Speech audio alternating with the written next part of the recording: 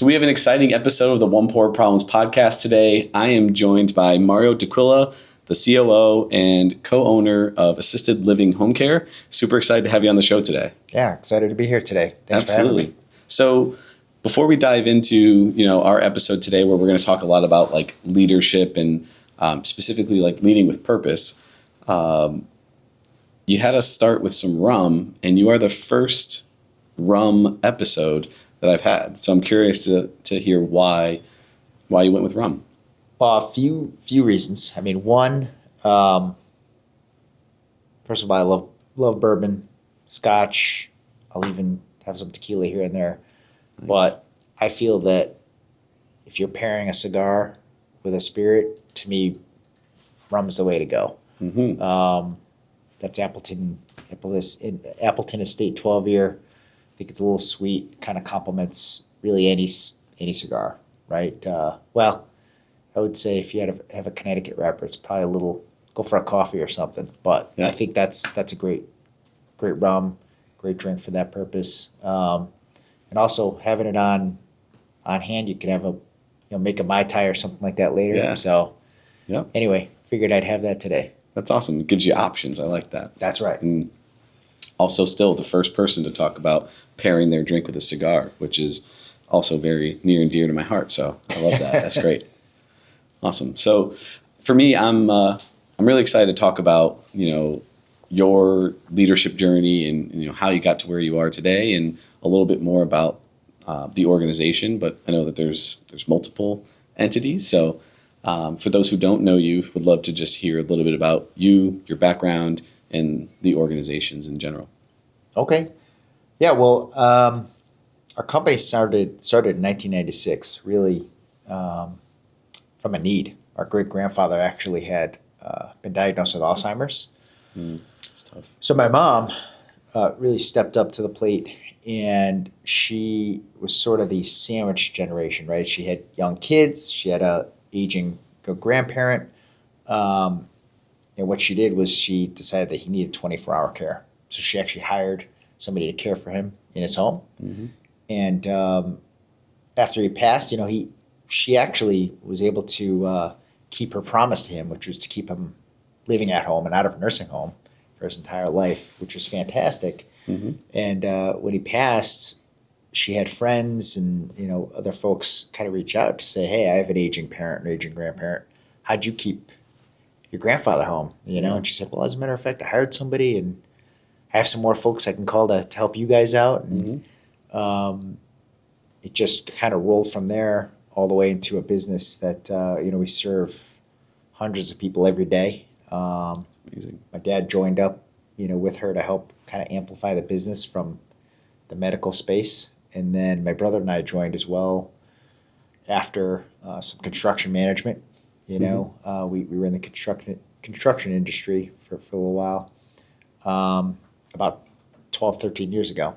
So kind of going from construction to home care, where it's like a high touch, high, emotional job, from, kind of swearing and on the construction site to kind of a rough and tough, career with the guys. It's a pivot. To today is a pivot for sure. And, so from then to today, we've been running these companies, to help seniors age in place, which is our goal. Yeah, no, it's awesome. And so there are multiple companies, right? And so what's like the purpose of, I think there's 3?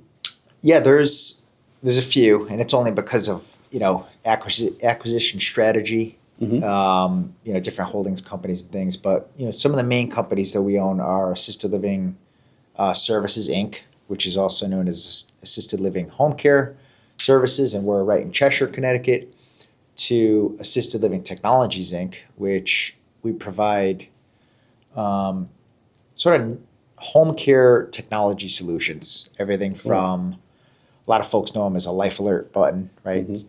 Otherwise known as a medical alert system, or personal emergency response system, to med management devices, to remote monitoring devices, to home and facility safety devices.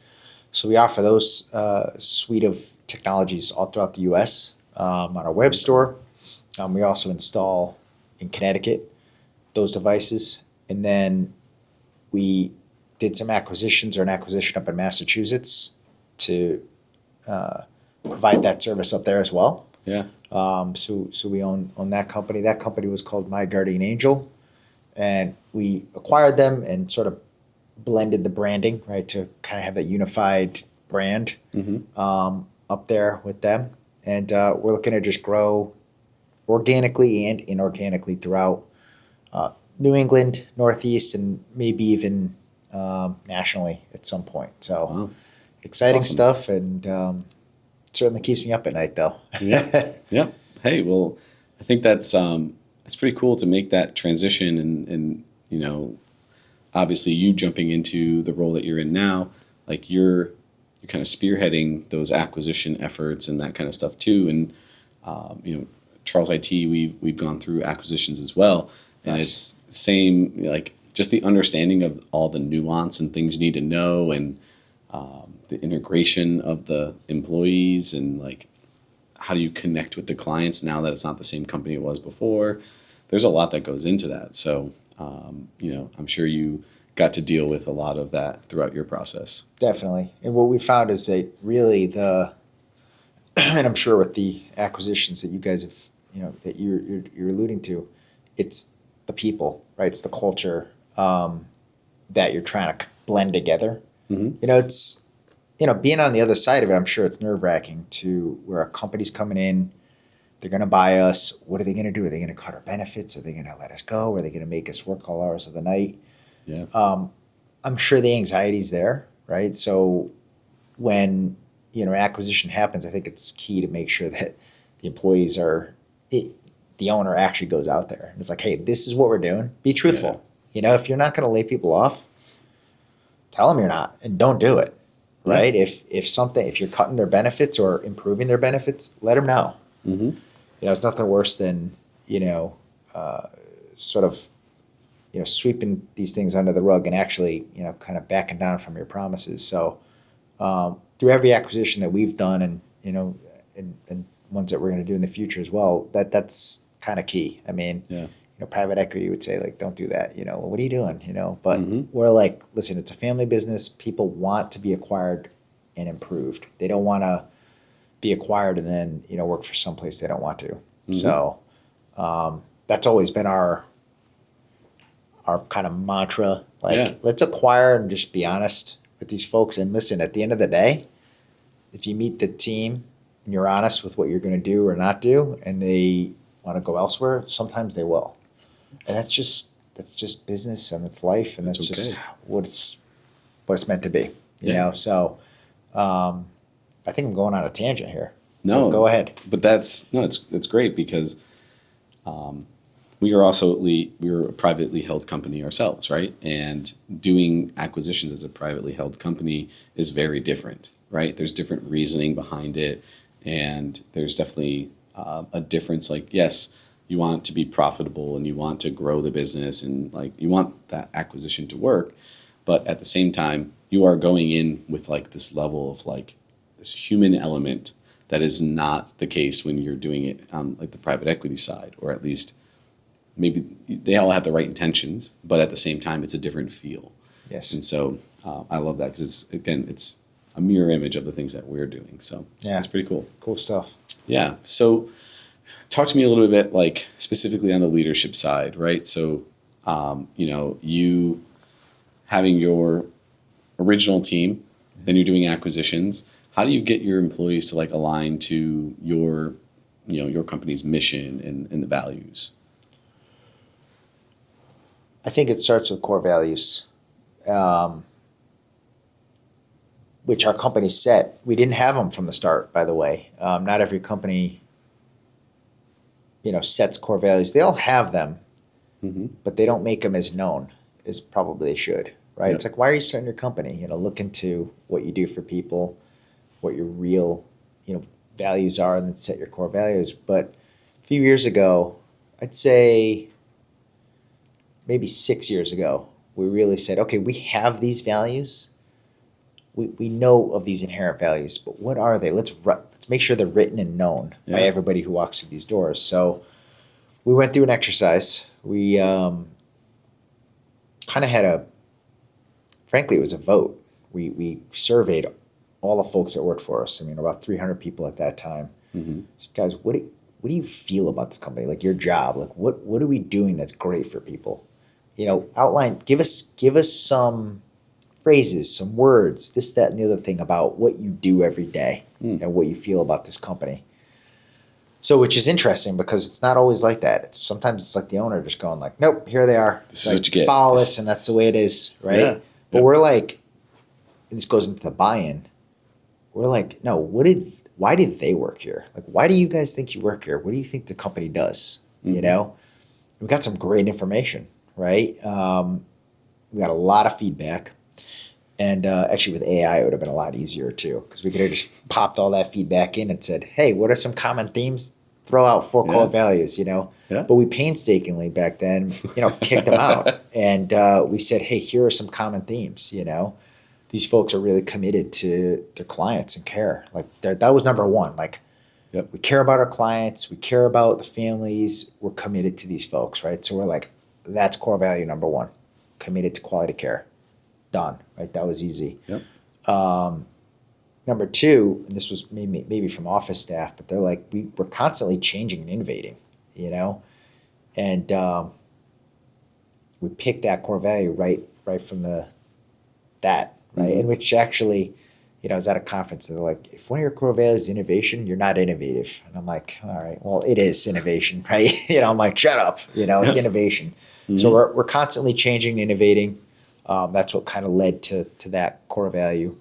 A theme that kept coming up was team. The team, the family, the this, the that. We're all kind of a collective, and we can't do it without each other. Like that was a theme that kept coming up. So we're like, well, that's teamwork.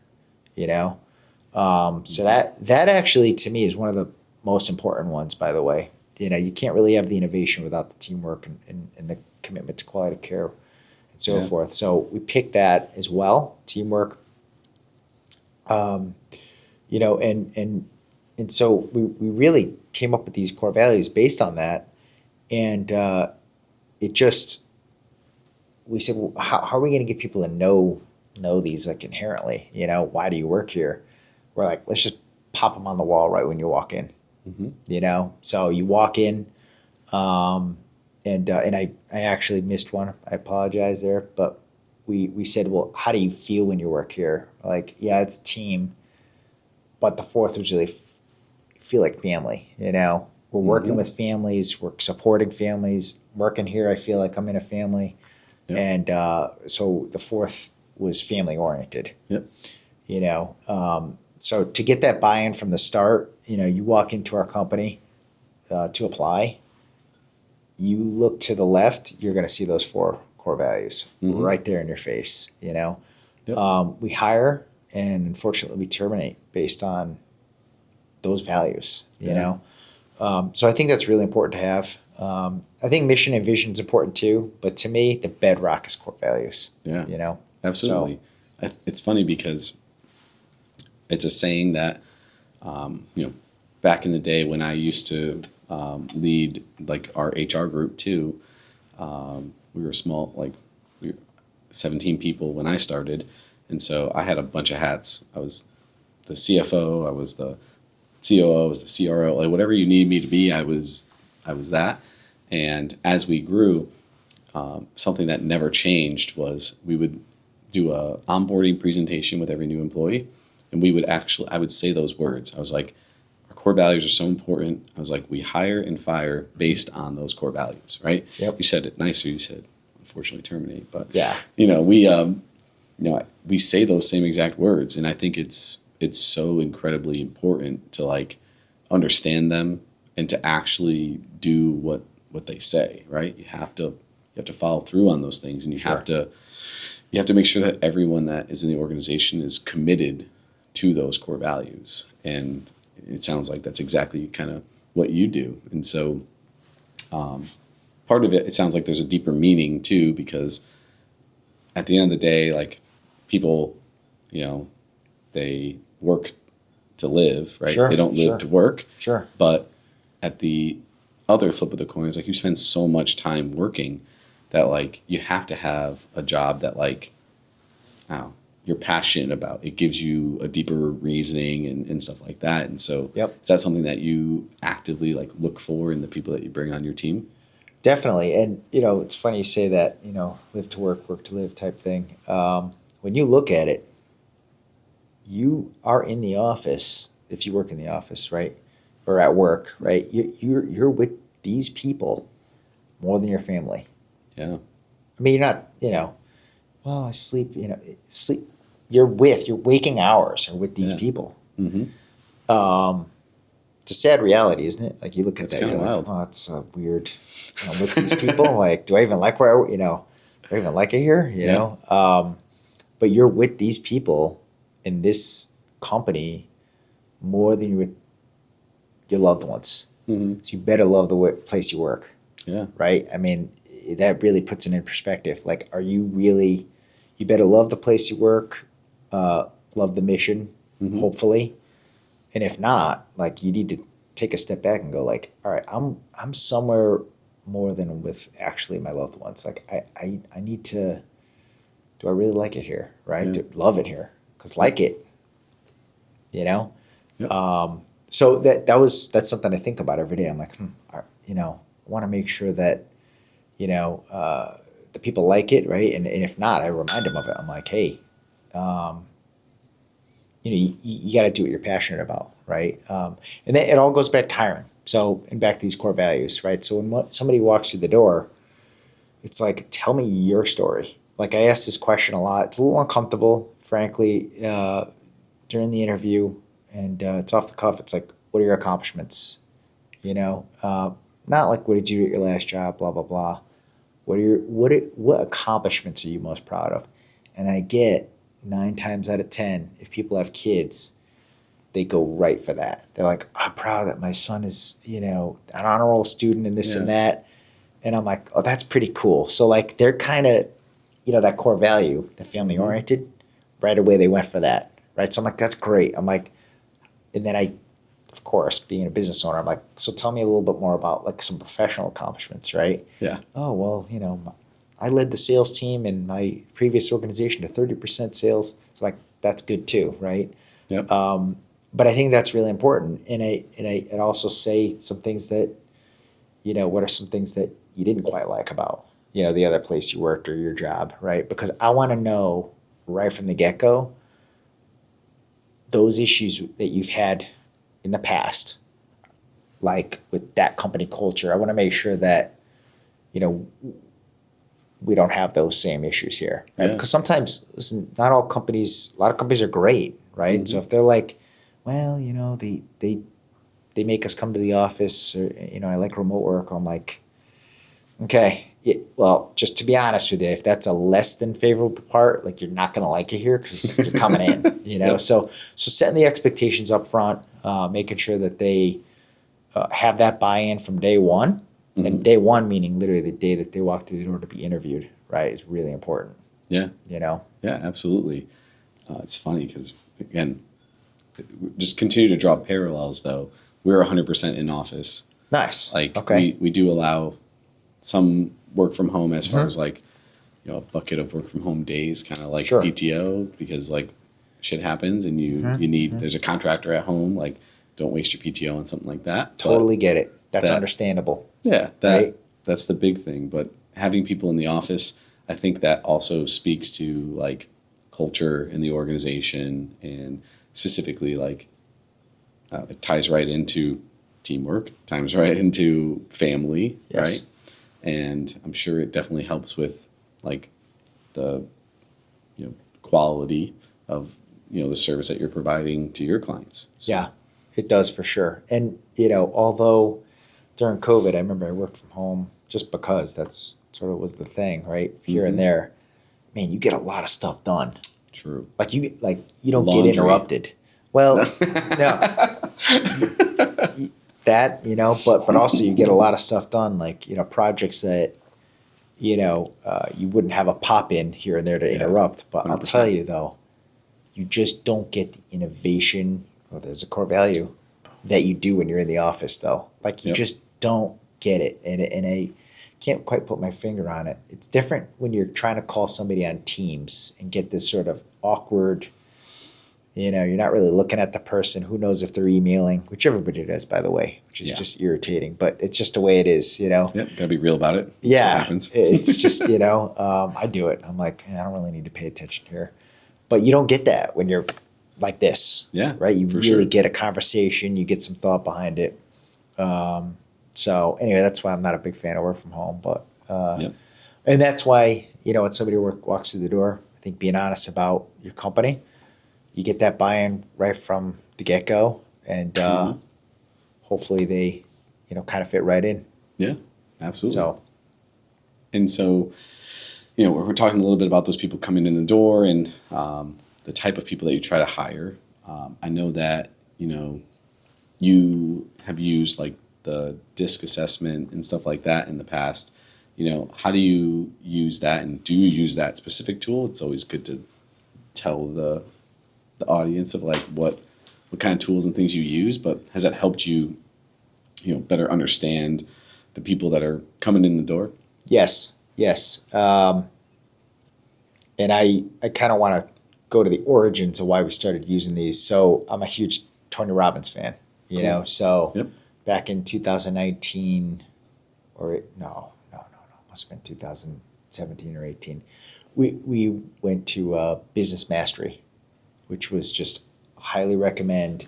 It's absolutely bananas. It's 5 days of just boot camp for business, and it's like That's from 9 a.m. to sometimes 1 a.m.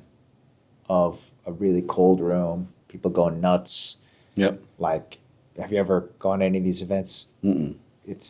Check it out. It's absolutely bananas. That's cool. But anyway, so we were introduced to this DISC profile, DISC assessment, there. And after that, I said, okay, everybody's in the company's taking it. And you get a lot of information from this DISC assessment, I can go over like the DISC profile if you'd like me to. Happy to do it. Up to you. All right. So, and here's why I think it's important too. Folks need to understand who they are, I think, to self-assess. Yeah. Maybe I'm a certain style. What do I have to work on, Mm-hmm. to get my message across? Yeah. To get along with others in the office and just be all around productive, right, for the mission. And then also to pick the right job. Mm-hmm. You might be in the wrong seat sometimes, based on your personality score. So it's different than Myers-Briggs. There's Yep. like 16 or something Myers-Briggs, which are all over the place. And that's very cool, by the way. But this is so easy. DISC, which literally is an acronym. D is dominant. I is influencing. S is steadiness or steady. Mm-hmm. And C is conscientious, right? And Yep. people generally fall into those four categories. Nobody is exclusively one of them, Yep. right? D, high D, is really somebody that's a little more assertive. Like, let's get to the point. They could be quick to cut you off, right? If you're kind of lamenting over something, they're like, no, let's get to the point here. Like, what's the objective? How are we going to meet it? Let's move along. Everybody go. Yep. Right. So that's like a high D, dominance. Yeah. Stubborn. Like, no, we're going this way and off we go. And they're quick to make a decisive action and go for it. Mm-hmm. Right or wrong, by the way. Like, Yep. could be wrong. We're going for it and you're going for the ride. Right. I influence. These folks are a little more sociable. Okay. They're the ones that are asking about how your weekend was. Okay.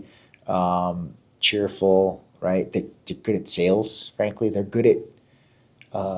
really good at kind of just being sort of an extrovert with folks, right? Learning about, hey, how many kids do you have? What are their names? Or a D is like, he has 2 kids. Like, I don't know what their names are. We got to go. Yep. Right. And Oh, an I is like, oh, little Sally does soccer and, this and that. And, Yep. which is is great. Again, so for certain roles, that's really good for, Mm-hmm. right? Um, and they're kind of like your cheerleader of the company, like Yep. your eyes, right? So you don't want to not have eyes, right? You don't want to not have any of these, by the way. Everything fits if you're balanced, right, as a company. Yep. Your S, these folks are your steady employees. They like everything being kind of happy, right? Everybody's getting along, right? They're Mm-hmm. you're passive, like, Yeah. you're passing Status this quo. person. And they're really good at bringing people together. They hate things that are, when there's like a strife or an argument. They're people pleasers, right? Yep. These S's, they don't really like change that much. They like Mm-hmm. try to kind of go back to the way things were. Yep. Everybody's happy this way. Oh, how come we can't still do it like this? They're not going to say like, no, we got to go back and do it like this. They're going to Mm-hmm. be like, hey, can we? They're trying to kind of finagle their way back to the way things were. So they're not really great with change, but they're super loyal though, and Yep. they're personable Mm-hmm. people as well. So those are your S, steady, right? They don't like change because they're steady. Lastly, your conscientious folks, right? These are your analytical. They're analyzing everything you say. They might be a little quiet. They're going to listen to you. Mm-hmm. They're going to think. They're going to respond. They do not like being wrong, generally. They like everything to be in order. Like, Mm-hmm. hey, we have a process. You skip step 2. We have a problem here, Yep. right? They're they're rule followers, right? They don't like anything being out of order. If you give them a very broad task, like, hey, here's an outcome that's not specific and I didn't draw out the steps to get it, they get anxious, nervous, like they'll sweat. They won't say like, here's what we have to do and let's do it. That's a D. Yeah. And I will be like, let's talk about it, right? And let's all get together, and an S will be like, you have such a great team. A C will be like sweating, nervous, like, well, what's the first thing we do? What's the second thing we do? What's the third thing we do? Yeah. And then finally, what did you really want to be done? They need like these things in order. Once you become familiar with these different profiles, Mm-hmm. you'll start to and know yourself, by the way. Yeah. Right? I'm a high D. Yep. In the office, which, by the way, I found out that I do not do well with other Ds, right? Because it's like, I'm like, oh man, they're rude. I'm like, just getting to the point, Mm-hmm. And I'm like, oh, I'm like that, Yeah. So you're recognizing yourself. So these are some things that, I'm working on. I'm like, maybe I have to be a little more, how was your weekend? How are your kids type thing, and be more Mm-hmm. personable. But knowing these styles and knowing yourself really makes for a better team, Yeah. right? You can't have all S's in the company. You can't have all C's. You can't have all D's. You can't have all I's, right? Yeah.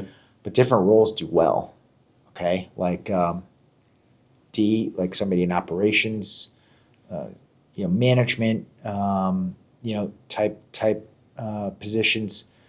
I's, sales all the way, and marketing, right? They're very good at networking. Yep. They're good at, that type of thing. S is great at, HR, actually, and accounting, Mm-hmm. different. And then your C's are really good at, your finance roles, which are a little like Yep. the very Process driven. yeah, exactly, and metrics driven, and different things like that. So we found that really helpful. When I initially learned about DISC, I had everybody take it, and we kind of put your scores up on a matrix throughout the office. I pinned them Oh, to these really? things. Yep, and I was Wow. like, "This is out here, guys. Like, you guys learn how to get along with these folks. Mm-hmm. Here's the packet. Please read it, and before you approach somebody with a task, just understand who they are, Yep. and it'll help get it done quicker. We Mm-hmm. don't post it anymore. It's just one of those things HR where told it's you not like, to? yeah, it's one of those things where it's like, no, but we certainly, selectively have folks take it, right? And it's very Yeah. interesting. Yeah. And like I said, it's a spectrum. Nobody's just a high D and that's it. You have a little splash of C in here, and S. Mm-hmm. Nobody's just one thing. Yeah. Right? You You're need blended. that though. Like, I don't know. I personally hate the idea of not sharing it, right? Like, because at the end of the day, that is who you are. Like, it's just a test. It just told you. Yes. Like if you're upset about that, like, guess what? That test just told you. Now you can go make changes if you're actually upset about it, and then go retake the test, and maybe it change your perspective. Yes. But at the end of the day, like, that's who you are, and for me to understand how to interact with you, like, that only helps, right? So pulling it away, like, I understand why, and we ended up doing the same thing, but being able to have that, we actually, our executive team all did it. We share nice. it with Great. each other Nice. because there's a lot of conflict in your executive team, right? Like, Always. if there's not conflict, you're not moving things forward. Mm-hmm. And a lot of the time, like, even my own side, like, also high D, like, very assertive, and some would, I would be categorized as, like, I draw emotional reactions from people because of, like, my, like, guys, come on, like, what are we doing here? Like, why are we still talking about this? Like, we should be doing this. And, like, I get that response. Yeah. And it wasn't until we did that exercise that people then could, like, understand how to, like, interact with me better. But also it gave me perspective, and I'm like, all right, maybe I just need to shut up a little bit more. Yeah. Like, let other people get their opinions out there, first. So that's, I think, one of the, the biggest things that we learned from that same style. I always think, like, do I want to challenge this person in their personality type a little bit? For high C, like, once in a while, do I want to throw them something that, like, hey, how do we grow sales? Like, here you go. I'm not going to tell you how, but, like, just do I want to sweat? Do I want to give them an opportunity, though, to maybe go, hey, I got to reflect a little bit. It's a growth journey, right? Yeah. Not too much, right? Because I don't want people getting really, like, high blood pressure working with me. But when you recognize this DISC profile, you could start to understand, hey, let's, maybe don't do that to that type of person. Like, it's not going to be effective. Like, just don't do it. So it's not performance at all. It's just, this is how to interact, right? So I've embraced it. Learning yourself is super important, I think. And not doing that to yourself is a disservice to everybody, by the way. But yeah, I'm excited to continue doing it, right, for at least our management staff. And, what you learn is invaluable, really, doing that. Yeah, for sure. So we're talking about, like, specifically using those to understand the people that you interact with on a day-to-day. But the other part is, like, all right, now they're in the organization, they're working, they're performing their day-to-day. Why? I think you have a different perspective on, like, traditional performance reviews. How is your perspective different on those, given the fact that you're also, thinking about how do I interact with this person, and their performance is also kind of based off of, like, their personality type and stuff like that.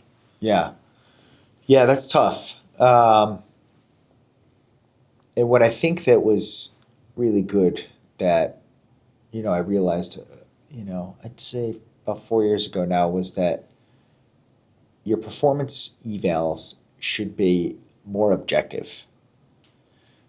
And a little anecdote for what happened was that what I noticed was every employee, good, bad, or indifferent, was getting excellent on every review.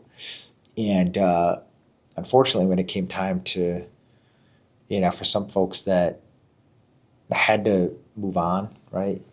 I'll say terminated, fired, whatever. It was like, what? Look at my reviews. They're great. And we're like, yeah, but your manager just didn't want conflict. Yep. That's a problem. Yeah. Right? It's a problem from a CHRO perspective. If that person has, complaints to, Commission on Human Rights, right? That's a problem. Well, they were stellar. They had stellar reviews. Why did you fire this person? It must be because of something else, right? And frankly, was tied to merit increases. And I'm like, we're giving Everyone's raises to getting all these raises. people, like, and frankly, folks that do well deserve it. That's just how it works. Like it's merit, right? It's what made our country great, right? So I'm like, well, we're just giving it to everybody. Like, just don't even do the reviews. Like, what's the point? Yeah. You're doing great here. I'm like, just save everybody hours of time and don't do these then. Yeah. Or let's look into a better way of doing it, right? Which is objective. We have to start keeping a scoreboard. I learned this a little bit from a book that interests in traction. It's called Gino Wickman. Love it. Yeah, it's good. EOS, right? Do you run that in the organization?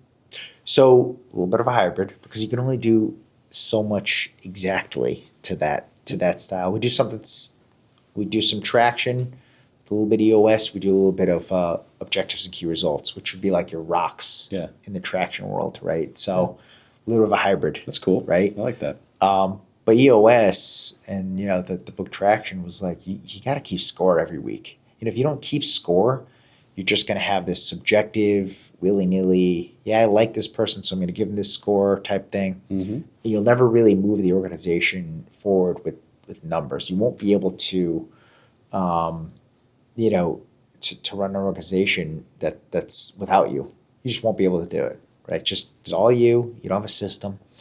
So we implemented key performance indicators, weekly, quarterly, different things, different cadences. And what that did was able to benchmark you to your job description. You could be great. You can get in on time, early, all day, every day. You could be the nicest person in the world, caring, this and that. But if you're not hitting your numbers, though, like you might not be in the right job position, right? Yep. So maybe we need to transfer you to here, different seat, right? That's what Traction taught us.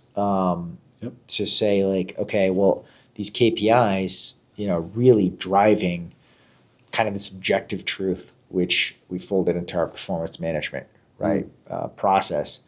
So not that some of the subjectivity is important because we still tally some of that too in the performance eval. There's a human component still, right?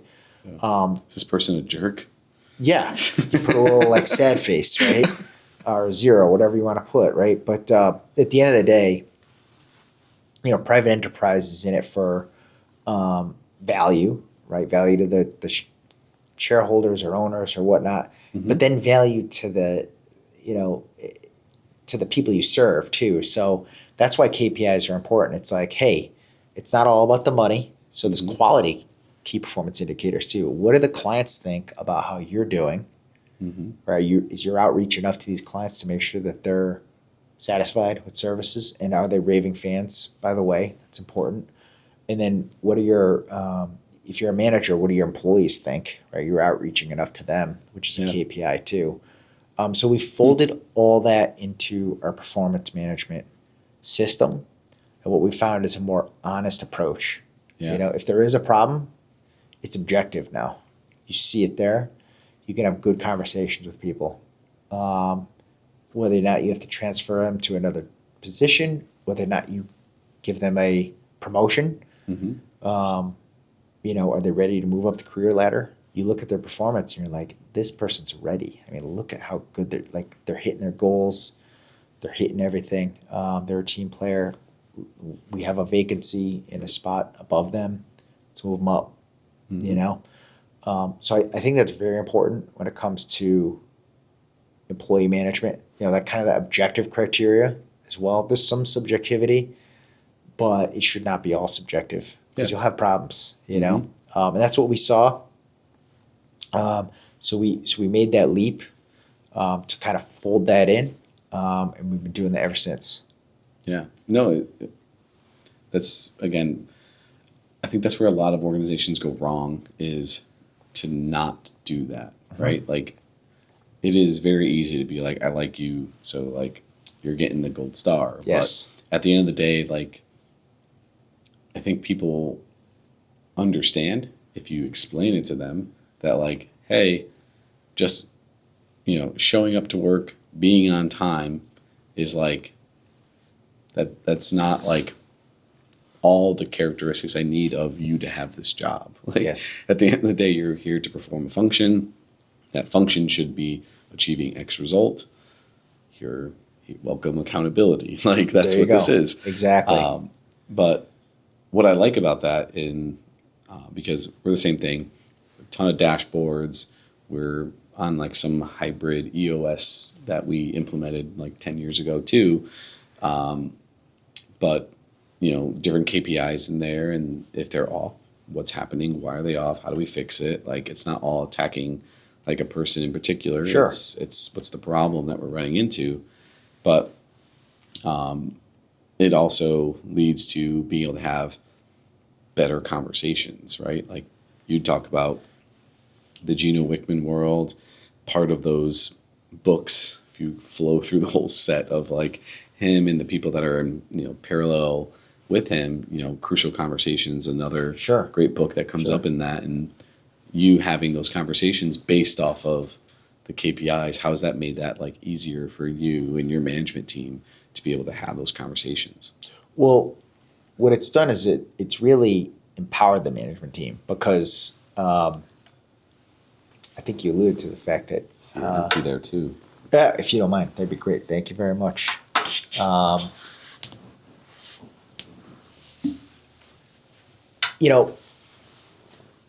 We needed a tool for management, and thank you very much. Nice, thank you. That would be applied evenly. So when you had this sort of subjective way to do it, some managers just maybe didn't like confrontation. So we're just going to grade my employees excellent, even though maybe they're less than. So what this did was it empowered them to have a tool. It's like, it's not me, it's the tool. Like, sorry, Give them a little out, I'll call it, Numbers don't lie. Yeah, like, it's not, I didn't mean to give you, the number did it. Like, hey, so one, it's like they wouldn't, have kind of rough feelings about their manager per se. It's like, no, the only person that you can look at for this is kind of yourself at this point. So it allowed that.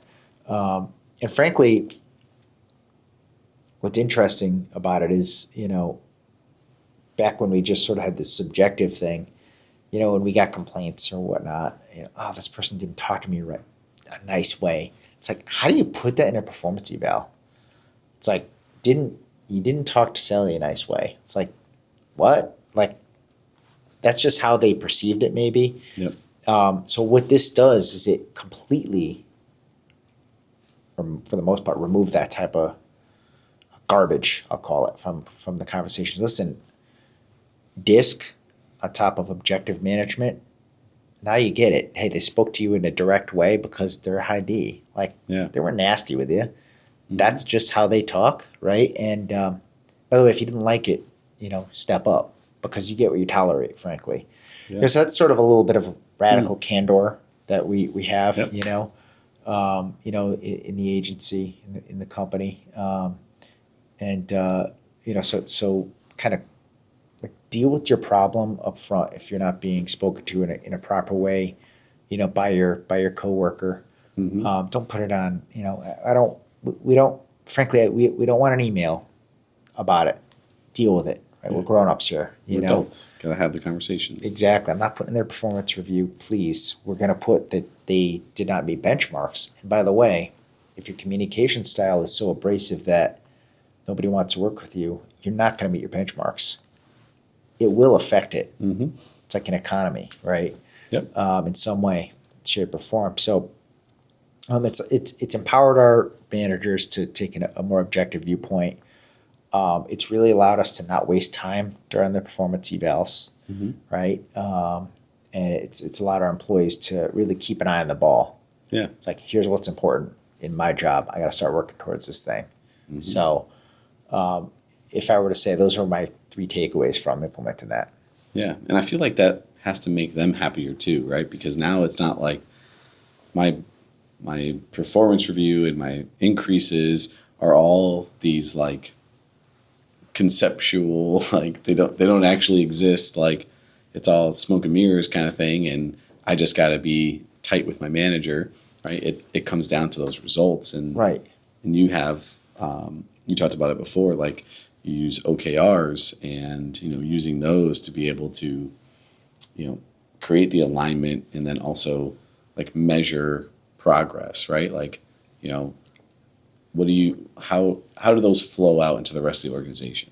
Yeah. So OKRs, I would liken to the rocks. I think they're called rocks. I Yep. hope I'm not kind of butchering that there from the EOS, perspective. OKRs, objectives and key results, really, I think it started back in the 1980s with Andy Grove at Intel. And Intel had an issue, right? They were competing vigorously with Motorola, I think at the time for, I'm not like a technical guru. You'd walk circles around what I'm telling you right here, but I'll say it in sort of my layman's as much as I could. Let it fly. So they were trying to develop a processor, microprocessor, to go to market and beat out Motorola. This was Intel. So Andy Grove said, we got to do it. Like, how do I get everybody to care about this, like in this company? So he's like, we're going to implement something called Operation Crush, which sounds pretty cool. Does sound pretty badass. Whenever I say it, I'm like, okay, that just sounds cool. I can't ever Operation beat that. Crush. Like, let's just crush Motorola. So he implemented this framework, objectives and key results, with his team. It was all based on that one objective, Operation Crush. So like, well, Andy, how do you know that we crushed them? Right? And he's like, well, we got to perform with X amount of sales, and they're only got to perform with X amount of sales. And that they're just crushed, right? An analogy in football, it's like, well, if you win, you crushed them. Frankly, that's how it is. Like, you scored more points. You won the Super Bowl, crushed them, done. It's easy. Mm-hmm. With business, it's hard. It's like, what metric are you using? And I think it was just revenue or units at the time for sales, or beating it into market, one of those things. So through this Operation Crush, he was able to develop just clear-cut SMART goals. They all have to be specific, measurable, actionable, realistic, and time-defined, right? Like, we're going to produce this new microprocessor, X amount of units by this time. Done. That's a key result. Mm-hmm. Objective is crush Motorola. That's the objective, right? How are we going to do it? With this exact outcome. Exact. If it's any less than that, we did not crush them, even by 1 unit. If it's more than that, we crushed them. So, great book about this, which I read, and all of the leadership in my company, the C-level owners has read. It was called Measure What Matters. Mm-hmm. That was written by John Doerr. And it outlines this framework easily. And so we all read it, we implemented it, and again, like the EOS rocks, we said, okay, what's our objective? What's our true north for this year? So every year we pick an objective. Yep. It's not as cool as Operation Crush. We got to figure that out to kind of get some note to power self behind it. Note to self. Come up with a cooler objective. But we come up with one that's powerful for our team, serve the most families in Connecticut by offering the great, the most compassionate care with profit and reliability attached to it, as well as making revenue this year, something like that, of that mm-hmm. sort. And then we come up with how we knew we hit that, which are our key results, and we distribute that out to the team, and we say, okay, meet with your teams. And every quarter, you need to come up with objectives, key results, on how you're going to work towards that thing that the company's trying to do this year, mm-hmm. and why it's important. So we meet quarterly. Teams come up with their goals, and they come up with some things that you'd never think of, unless you delegate it out. They're like taking it to a new level. They try to hit records, which is awesome. That's what it's all about. It's like going to the moon, Mm-hmm. And every quarter they do these things. And as long as it works towards that goal that the company set, it's approved. If it's like way out of left field, we're like, you're not helping with that kind of odd thing that you picked. So like, let's align it a little better, right? To go to that goal. Everyone has an OKR that's in our office team, like everybody, down to the facility manager.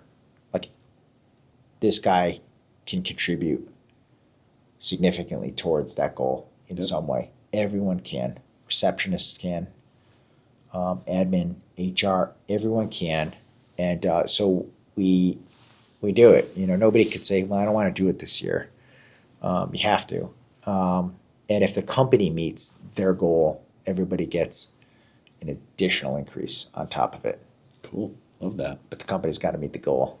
And they're not softball like lobs. You know, they're like, you know. We're getting after it. You got to we got to make it happen. Yeah. You know, they're moonshot goals, what you call them. You know, and if we hit that, everybody gets a great increase. That's a great way to get buy-in, right? Hey, all of us, we got to bust our ass here, but if we do it, like, this is the bright and shiny at the end of it. So absolutely, I love that, and I love that it gives your team like a sense of ownership over the things that they're doing, and we had the same following EOS. Like we spent a lot of time making like all of our smart steps and drilling down on certain things, and then we were like having to like check in with everybody, and by the end we were just like, why does that matter? I was like, if the overall objective is on track, why do you care why do you care how the sausage is made? I was like, as long as I produce the sausage at the end, why do we care how it's made? I was like, and are we doing just busy work for the sake of busy work? Exactly. Like I'm just reporting in to tell you like by these dates. I'm like, these dates are arbitrary. They don't make a whole lot of sense. As long as I do the stuff that gets me to here, that's what's really important. And I feel like ever since we made that change, like we have our own, like if I have an objective, I have my own smart steps of like the things that I need to do, because like it's the best way to like help guarantee your success. But why, outward facing, do they need to know if I implemented XYZ by this date? It doesn't matter, because you only care about my end result. If it's off track, or if I miss it, then you can go back and be like, well, what did you do? But at some point you have to like transition that ownership to the person that owns that OKR, right? It's funny you say that. Like a little example of kind of like an owner or manager just kind of making a goal that they think is super important. We used to have our sales reps have an outbound call log, and we're like, hey, weekly you got to make some ridiculous amount of calls, because what it would do is we know that if you make 200 calls, 30 of them take your call, and then 10 of them will want to meet with you, and then one of them want to be our customer. And they're like, I made and then we're like, just get one customer a week. I'll just say, this is an example. And, one of them's like, I made like 2 calls and I got a customer. I'm like, you kind of, okay. So the outcome is like, get one customer, but like, you didn't call 200 people though. And I'm like, could have who had cares? 10 customers though. That's true. That's true. That's true. That's a little bit of the greed kind of tapping in, right?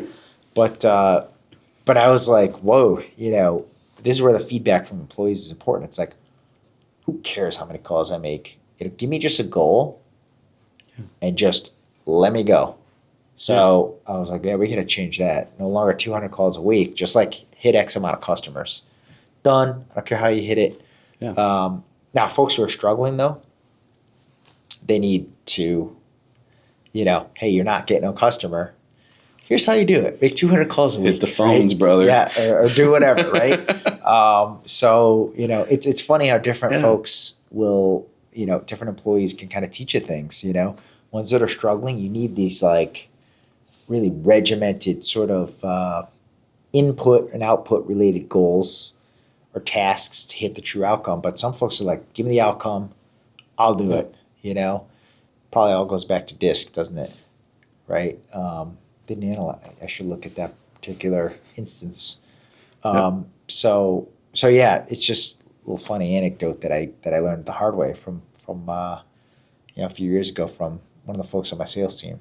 Why am I making all these calls? I'm calling just for busy work, essentially, you know? So, but OKRs, it was a cumbersome process implementing it because some people are like, why are we doing this? Why do I care? Let me just set some goals that are super easy just so I can hit them. And we're like, well, that's not getting the company where it needs to be. Initially, we were giving people increases based on how they did. Huge mistake. And by the way, in Measure What Matters, it says, do not do this. And me thinking, well, yeah, I'm smarter than this book. Oh, I'll give these people increases if they hit their goals, What it leads to is sandbagging. Let me just make it, I'm getting an increase. I'll get an easy goal. Of course I'm going to hit this, A lot of sandbagging. Didn't get the company to where it needed to be. So we're like, erase all that. Company hits their goal. You guys get an increase. Done. And then, ensuring that there's a little bit of peer pressure behind it. Does everybody know what you're doing, or did you create these goals in secret? So we actually display it. We use Google Sheets, Google Drive. You can access our OKR list anytime and see what anybody's doing and see how they're doing. Very important, right? A little peer pressure, right? Yep. How are you doing compared to me? How's my team doing compared to that team? Which I think is important because I think competition in humanity and just like evolution is important. So I'm like, it's got to be important in business. Let's do that, So we've done that. And I'll tell you, it's getting towards the end of the year. So our teams are hustling. They're pushing. They're hustling. Now I'm hustling, frankly. I have OKRs. Yep. I don't just sit there Everybody and go like, does. hey, everybody work. I'm nervous a little bit about hitting them. So it gets me to work harder, towards the company's goals as well. Yeah. I'm glad you validated that you have the OKRs and you're not just hanging out, drinking rum. I mean, today, today is a different story. But every other day we're working on OKRs. Yeah, everybody has them. Driving the company forward. That's it. So talk to me a little bit about like the fact that, it's a family business and, you stepping into it, your brother part of like running the business now. And I don't know, who else from the family is involved at this point, but, how is stepping into that from a leadership perspective and, how are you able to like, find your own path, stepping into the family business? Yeah. It's an interesting dynamic. I know a lot of family businesses don't work out, for various reasons. There's, folks that, get into family business, just because, right? Some folks that, want it a certain way, I'm going to take over. I want it to be this way, infighting, that type of thing. And I think, and by the way, no family business has this figured out. But I think we do a pretty darn good job with our company. We try to set these silly rules like, hey, if we come over to my house for dinner or whatever, like we don't talk business. Yep, I've heard this before. That is we tried that and no, because like our family is business and our business is family and like that's just what we do. We talk business and we have fun doing it. We have humor, right? Yep. I think just to realize that like no one family member's right at any point in time, and just like eat your humble pie sometimes. You know what I mean? Like you might have this idea that you think that's awesome. Like come to the owner's family, right? Well, will say this idea, and like they might not think it's the best idea, and like just like you know what, you might not love that, but like deal with it, you know, because guess what? If it wasn't a family business and you're on a board of directors and you come to the board with that idea, they're going to shoot it down too. You know, so just deal with it, right? And just because it's family doesn't mean that they need to love your ideas, you know? So I don't even think you asked that question. I just went right into that kind of like, what do you do if there's strife in the, you know, business? But essentially, I got into it after my, I was in, you know, construction management for a while, went to school for my master's and did sort of like my master's, I call it a thesis, but it was like sort of like your grand project on expanding our technologies company, our senior care technologies, into Massachusetts. And I did this big old project, and my professor's like, "This is a good idea. Like, you know, this is a good company. You should do it." I'm like, "Well, the company exists. It's not really doing all that well, but I want to expand it to Massachusetts." He's like, "Do it." I'm like, all right. I mean, this guy's got to know something, you know. He's a professor, so he's telling me to do it.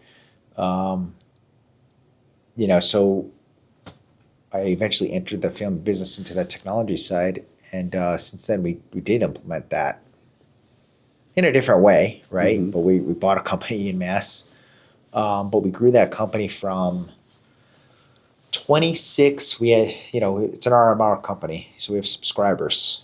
Awesome. We had 26 customers when I started, and we have 2,200 and whatever today.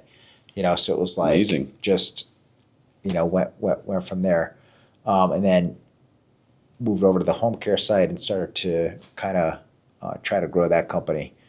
But you know, as a family business, though, it's tough. It's like everybody has their role, and you know, my brother's a CIO, so you guys would, you know, being the IT company you guys have, you guys get along great. And just having your tasks and making sure everybody's held accountable. You can't be. It's tough when you're. I think I saw one of your other podcasts. Somebody said like, "Oh, I'm wearing a hat where I'm like I'm the boss hat." Do you have a sister? Is that what it was? Yeah, that was that one. Okay, that's one I saw. Yep. Where it's still like that. It's like, no, like you said you were going to deliver on this, and like I know you're my whatever relative, right? We're related, but like you said you deliver. Let's hold you accountable, just like I'd hold anybody accountable here. You know, and you know, so I think that's real important in a family business. And I'll tell you, it's hard, but you gotta eat your humble pie sometimes, and just know that, like, you know, although it's a family business, it's a business. Like, it's a family business. Yep. You know, we're working together, trying to forward this mission. Yeah, for sure. And again, I think having a family business has a lot of benefits, but also has a lot of things that like you have to like work through, different dynamics that like, you know, you can get into it over, you know, whatever business related things are going on. But at the end of the day, like you have to put those aside because they're also your family, where like, if it wasn't that case, like you wouldn't have to do those things. But I don't know, I love the family business dynamic. I've had a bunch of people come on the show that are running family businesses. A lot of them are specifically manufacturing based. Maybe they just all, those ones work out. Sure. I don't know, but you know. Thinking of Tommy Boy now. Yeah. Right? You know? Exactly. But I think the idea of the family business changes the like your outlook on leadership in the way that you navigate. And it for sure does. It's a different dynamic. You get more time. Let's put it this way, though. You don't spend that much time probably with the other folks in business that you're not related to, right? So, you know, we're spending our holidays with mom, dad, my brother, and, you know, here and there, hey, what are we going to do about this initiative, right? Like it's gonna Christmas, sometimes we talk about it, you know, here and there. We got to divert. My wife does a good job at, you know, kind of diverting, like saying like, hey, I don't the heck are you guys talking about here? Let's divert. Let's go Yeah. back to something I can talk about, with you, be Mhm. included in the conversation. But yeah, it's important. I don't think we'll ever get away from like don't talk business at dinner type thing with Yep. family.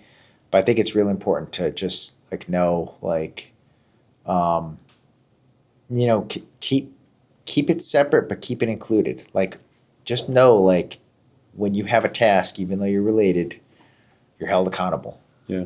That's just like my advice. Yeah. Whether or not I follow it, that remains to be seen, right?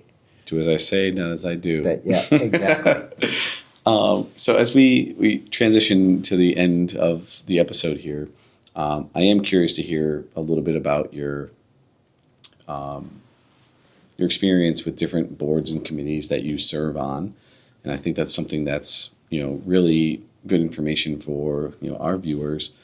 But how have you? I believe you're on the Department of Social Services, like Medicaid committee, Oh, sure. Yep. and also like the Connecticut Association of Healthcare at Home. Mm-hmm. How do those roles and those associations, like how do they influence like your business, but also like your business in the community? Yeah, I think it's all about being involved with something that's, I'll call it like larger than just your organization, Yeah. right? So those specific organizations that you alluded to, they are trade organizations that support companies like ours, right? So I'll start with the Home Care Association of America, Connecticut chapter. I'm the DSS committee, DSS Medicaid committee chairman. It's just when they asked me to do it, I'm like, yeah, I think I do want to get involved, right? And where I'm learning some things, you wouldn't learn if you weren't in an organization of such, right? So, being involved in these membership organizations and then being in sort of a leadership viewpoint of them is super important too, because you're privy to things like legislation, things like trends, opportunities, even threats in the industry that you wouldn't be if you weren't involved, right? So that particular group focuses on non-medical home care throughout America, really, United States. And then the Connecticut Association for Healthcare at Home focuses on, in Connecticut, on home health, hospice, non-medical home care, like what we do as well. And being involved on their board of directors, great learning experience for me. Being on the board, so you kind of learn, proper board protocol and things like that. But also just having that knowledge and sort of sharing a space with other like-minded business owners and high-level folks, you just wouldn't get if you weren't involved in these types of things. And then being involved in advocacy. So I say this a lot, and it's sort of a plug for folks that are in any industries, that like be involved on a local, state, national level if possible on legislation, right? When a bill is going to get passed or is brought to consideration, it's important that legislators hear from folks like you and I, right? Business owners, business operators, the general public. Those are the chances that we get to make a difference. And a lot of folks say, wow, they're never going to listen to me. I say that's baloney. They certainly are there to advocate or to listen to you. And sometimes you can make some very positive change, not just for your industry, but for your customers, for your employees, So, testifying and speaking to legislators is sometimes, a little nerve-wracking, to be honest with you. It's nervous. You're nervous. I'm nervous even. Every time I do it, I'm nervous. But I know that, I did my part, right? Maybe I didn't vote for these people that I'm talking in front of, but now I'm kind of pleading with them based on my business knowledge and I have the opportunity to do so. And so I always say, listen, it's folks' right. Anybody could testify on a bill that they, are opposed or a bill that they are opposed or for. And these legislators want to hear from you, and reaching out to them as well. They'll come to your location. They'll talk to you about, what you do, and that can change your perspective on things that can influence your business and your life. So being involved in these associations is kind of